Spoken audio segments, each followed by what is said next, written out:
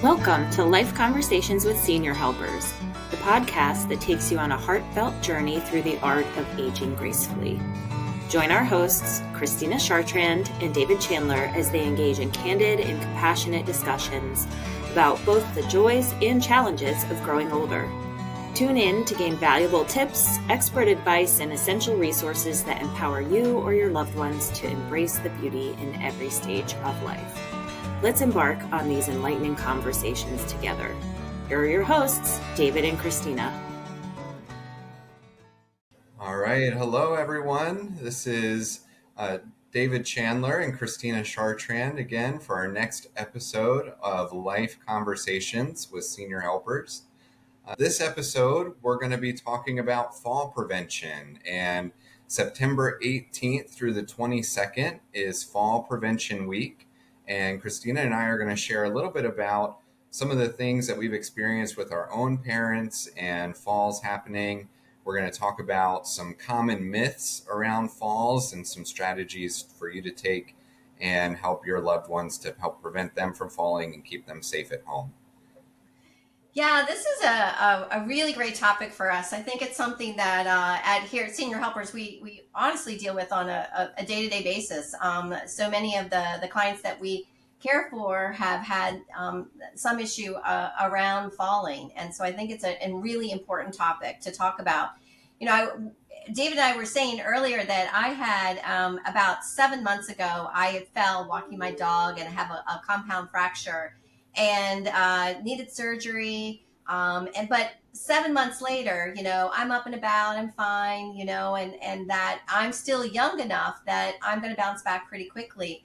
But when I think about falls, sometimes I think about my mom has this rug that's in the kitchen and it drives me nuts because it's not taped down at all. And I trip over it every time that I walk in. And David, you were sharing like the same story.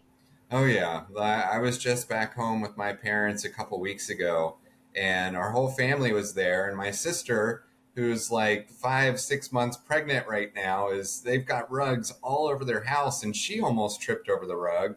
I almost tripped over the rug, and we're trying to tell them why they have like a whole path of rugs coming from their kitchen door all the way into the living room. And it's rug after rug. There's like 3 or 4 different rugs. And so we're trying to ask them, you know, it's not just us. It's not just you that we're worried about falling. It's like everybody that comes in the house is tripping over these rugs. I know. It is unbelievable. I'm sure all of our audience members can relate to some of this. The thing to be a little bit more serious about it is what happens is, especially when we're talking about aging seniors, the fall can be detrimental, and where you may not even ever get back to the home where you call home, from a hospital stay to a rehab to long-term care. Sometimes you just can't recover from it. Yeah. And that's one of the things we were talking about as well. It's so important to take into account the prevention. We don't want to be waiting until somebody has a fall to try and prevent the next fall. And so that's really what we want to talk about on our episode today is how do we help prevent that first fall? Let's help our loved ones, help you stay home safe and independent. We don't want to have that first fall because you may only have that one fall before somebody is then needing to go into the hospital, going into skilled nursing, and then maybe not returning back to their home. So we've got a few myths that we're going to be talking about today. And one of my favorite myths. Can I ask the first one? What's that? Can I say the first myth? Go for it. Yeah, absolutely. Okay. All right. This is a good one. Falls are something normal, right? They are something normal that happens as you get older. Right, David? No, falls are not a normal part of aging. But I hear that all the time. It's just like, oh, you know, that's just happened to seniors. As they get older, falls are just a part of it. And so the first myth that we want to address is that falls are not just a normal part of aging and that we want to work to prevent these falls. We can help our loved ones to stay strong. There are things that we can do to help prevent those falls. But that's our first myth we want to bust, is that falls are not a normal part of aging. So, David, where do you think is the if we think about in a living environment, where's the riskiest place for a fall? My mind immediately jumps to the bathroom. So, looking at one of my favorite things to point out when I'm going out and visiting with a senior to help identify where their risk for falls is in the bathroom, especially when it comes to the shower. So, one of our favorite things to recommend is a tub bench. So, if you have a loved one, if you or a loved one are stepping in and out of the shower, that is a very high risk time. So we don't recommend you get a shower chair, but we do recommend getting a tub bench. And what a tub bench does, it has legs inside and outside of the shower. So what we want is for that senior, as they're getting in and out of the shower, is to sit down on the bench before they get in the shower. So that way they can sit down and then they can lift their legs into the shower while they're sitting down. Another great thing to do along with that is to have a handheld shower head. Make sure that you have proper grab bars. Don't use suction cup grab bars. Oh my gosh, if you haven't checked out our, Christina, do you want to talk about our Senior Helpers TikTok channel a little bit? Yeah, Senior Helpers does have a TikTok, and we've kind of done a few of these fun TikToks around some of the things that you don't want to use in your bathroom or in your home environment. And one is the suction cup. So we think of a grab bar, and you think, oh my gosh, I don't want to mess up my bathroom by having a big grab bar that won't look really nice anymore. And so I'm just going to buy one of those suction cup ones you just stick on, and that will help me get in and out of the shower. And what did we learn about that? Oh my gosh, we couldn't even get it to stick on the wall long enough for us to do our TikTok video. For sure. So we do not like suction cup grab bars. We have some really funny TikToks out there too that go over some other safety tips, but having the properly installed grab bars and then non-skid tape inside and outside of the shower. Another area is also getting up and down from the commode, from the toilet. So maybe having a Versa frame, something to help that senior as they're standing up and sitting down from the toilet. Is there another area of the home that you can think of, Christina, or anything from the other? I try to think. I'm thinking because that's obviously one of our big areas that we like to focus on. But I always like to talk about kind of the areas that we don't think about, like walking into your home, right? Or walking right outside, where at the garage area where you're maybe going into a car, or moving from one room to another. Some of those places really can have hazards such as clutter and things that could cause a fall. Also, not to forget slippery surfaces. So when it rains, something that's been painted and it's rained can be awfully slippery. And the other part is uneven steps and handrails that I think about too. Yeah. That was another thing that when I was at my parents' a couple weeks ago, they had just gotten some new stairs installed. And the stairs were like this flat gray going up to their front door. They're this flat gray. And as I was walking out, and this is the home I grew up in, I lived there for over 20 years. And as I was coming out, I said to them, I was like, you cannot see the difference in the colors of where these stairs are. It just all blends in. You guys got to do something about this, either put some tape on the end of it or put a little mark, because it's really, especially at night, you can't really tell where the steps are as you're coming in and out of the house, especially when you're leaving and going down those stairs. Such a good point. And I'm going to think of one more before we move on to another myth, and that is the dreaded step stool. Those step stools, I've personally fallen from a little step stool. We use them because we want to get to an area that we can't reach from standing. And when we do that, we put ourselves in a risky spot, right? A risky spot for falling. And so we're not a fan. If you are using something on a regular basis, you want to have it at a level that you can personally reach to in a standing. So be able just to reach over and pick it up with your hands standing up, but not climbing up on anything. How many accidents happen with people climbing up on step stools? Yeah. Absolutely. And such an easy risk to resolve. So good one to point out. Yeah, really is. All right. So Our next myth, because I want David to talk about this, because I don't know if everyone knows David is a registered nurse, so he can talk about some of this stuff on our next myth. But let's throw it out there. Taking medication does not increase my risk of falling. So I love this myth because it can actually also go both ways. So taking medication, the myth is taking medication doesn't increase my risk of falling. And so the truth is that there are definitely some medications that can increase your risk of falling. If you're taking a sleep aid or a pain medicine, sometimes those medications can affect you or they can interact with other medications, especially if you're not used to taking them. If you're having some increased pain and the doctor gives you a prescription for a new pain medicine, especially during those times, be careful because you can stand up too quickly. You could get dizzy. It may make you feel kind of groggy or out of it. So there are certainly some times that taking medication can increase your risk of falling. The opposite of that is that not taking your medication can also, sometimes you can take a medication such as a blood pressure medicine, or not taking it appropriately is really the way that I would look at it. If you're not taking like a blood pressure medicine or monitoring your vital signs around that medication, then that can increase your risk of falling. And I'll share an example of this. Let's say that somebody has a blood pressure medicine and they're not checking their vital signs. And typically, this is not everyone. If somebody's been taking a blood pressure medicine for years and years and years, and the doctor has said, your blood pressure is really stable, you don't need to be checking your blood pressure every day, that may be the case. But in a lot of cases, a doctor would recommend that you take your blood pressure before taking your blood pressure medicine each day.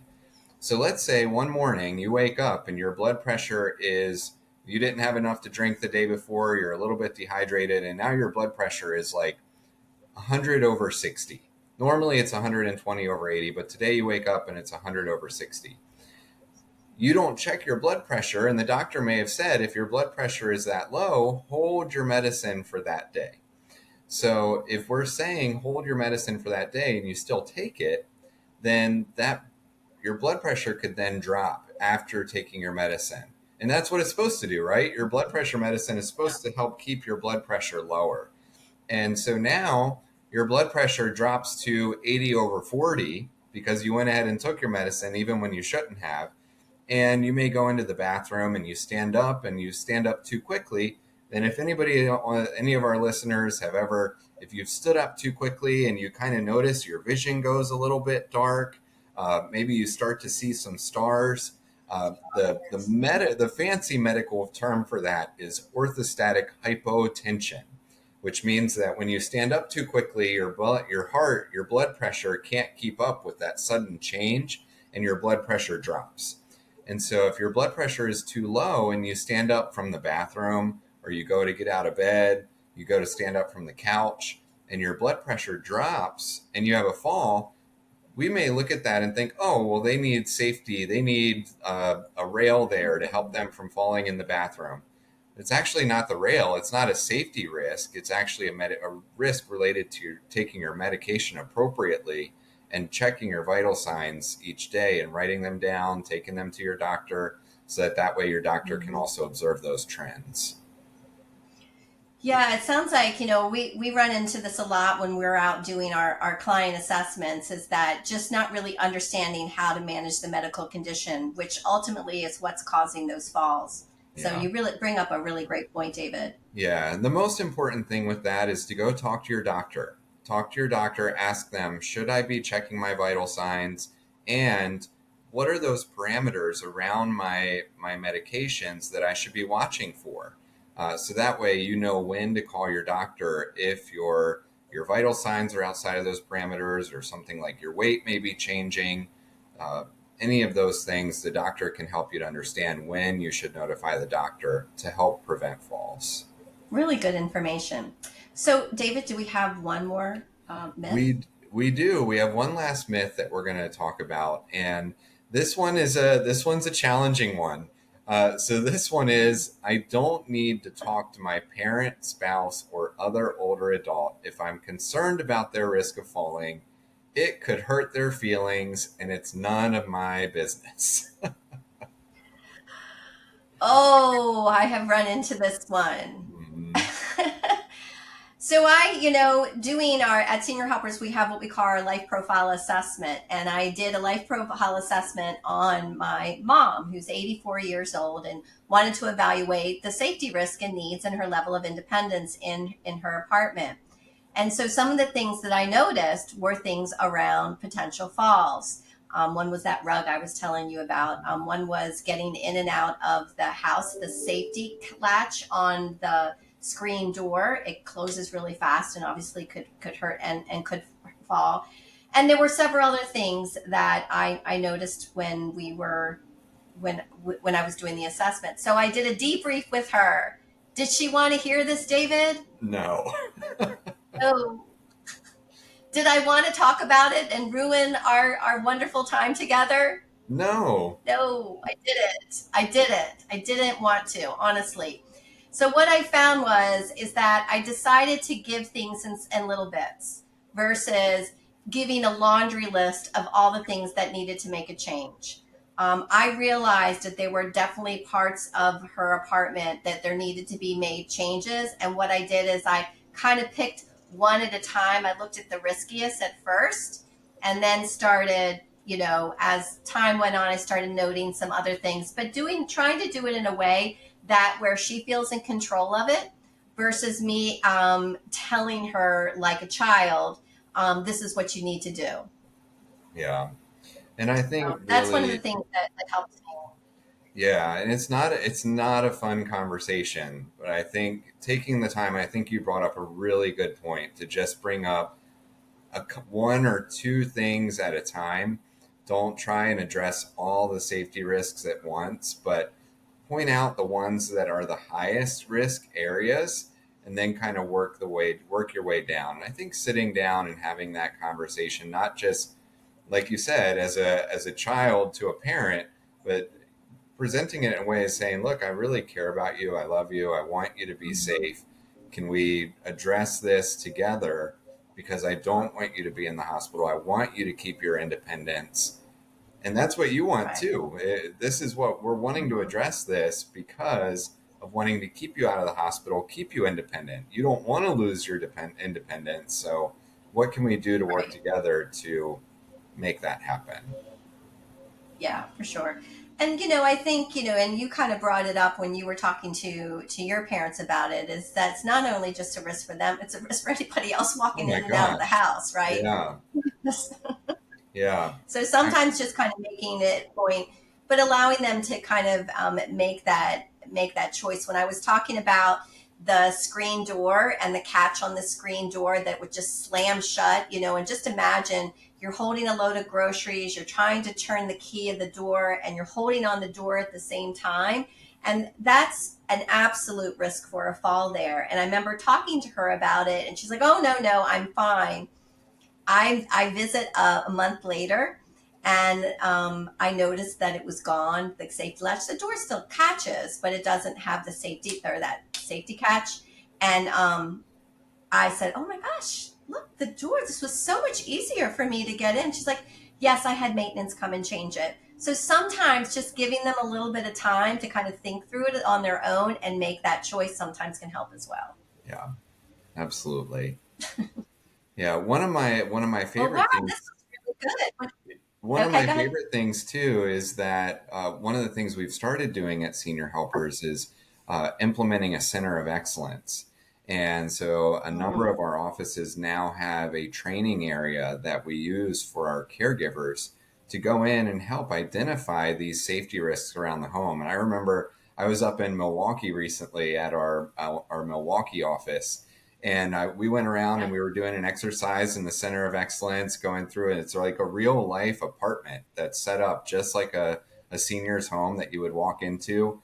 And we were walking through the bedroom set up just like a real bedroom.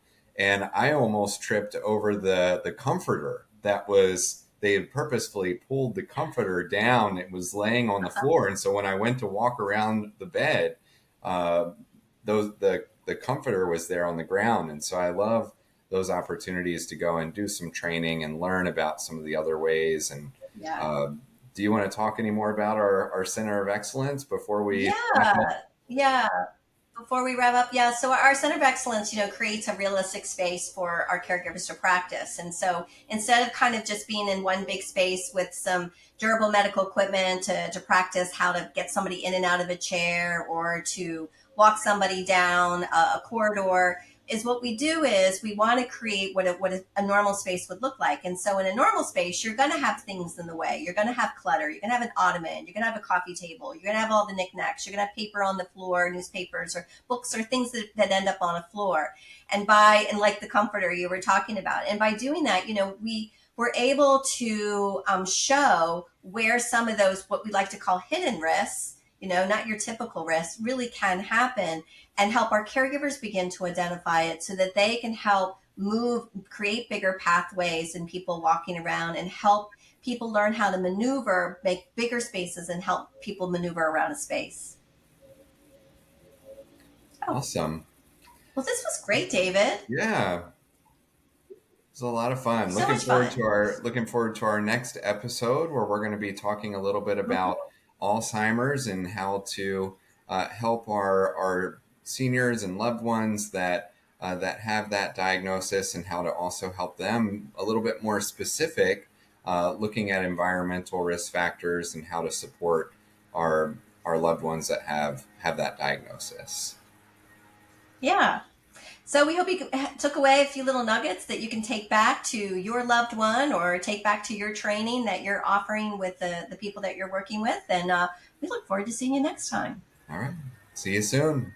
Thank you for joining us on this episode of Life Conversations with Senior Helpers. We hope this discussion has inspired you to embrace aging gracefully and independently. For more resources, tips, and expert insights, please visit us online at seniorhelpers.com. Stay connected, keep learning, and continue cherishing the moments that make life truly special. We're here to support you every step of the way. Until next time.